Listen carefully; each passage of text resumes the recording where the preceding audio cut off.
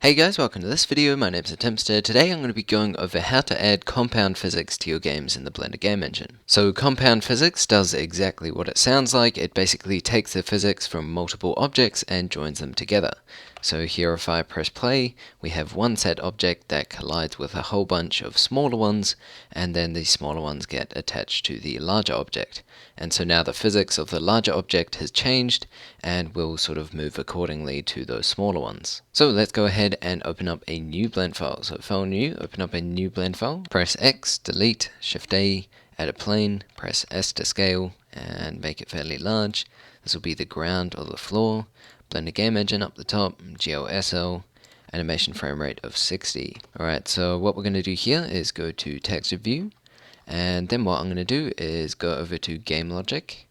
So we have our view here, you have to choose textured again, and this here can just be a hemi. So maybe turn down the energy, and then I'm going to press Shift A and add myself an icosphere. Alright. So this is going to be my large compound object that will have other objects joined to it. So I'm going to press S, scale it, make it fairly large, and Control A and apply scale. That's very important. So if you ever scale the compound object, you have to press Control A and apply the scale, otherwise the physics will be sort of out of sync. Then I'm going to get the menu up here and just drag it up, then go over to the physics, and under the physics here we're going to choose rigid body. I'm going to scroll down, and down the bottom here we'll choose collision bounds, and from here we can choose sphere or convex hull or whatever one you want. For this purpose I'm going to choose convex hull. This is basically the least amount of vertices needed to represent your mesh. Then what I'm going to do is select compound down here. So you only need to do this for the main object. For all the other ones you won't need to worry about this. So then what we're going to do is we're going to press Shift A and add ourselves another icosphere. Now this here is going to be our smaller one that attaches to the main icosphere. So I'm going to press S and scale it down, then I'll move it up here, and then we're going to call this attach, and we'll call this one main. And so on our attach icosphere, we're going to add a collision. So on this side, I'm going to add myself a parent actuator.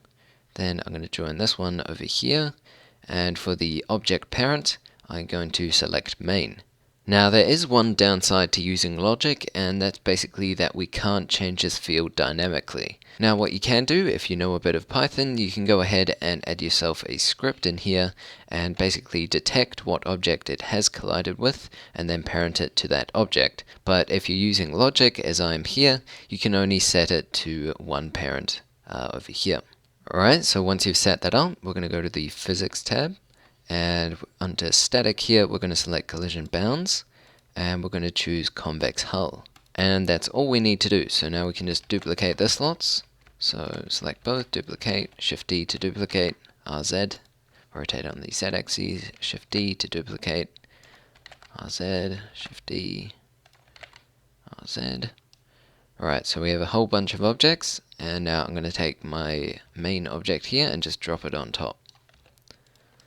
Alright, so now if we press play, they will all attach accordingly. So there we go guys, that's the end of this tutorial. Hopefully you enjoyed it. If you did, feel free to leave a like, comment or share down below. All of that stuff is greatly appreciated.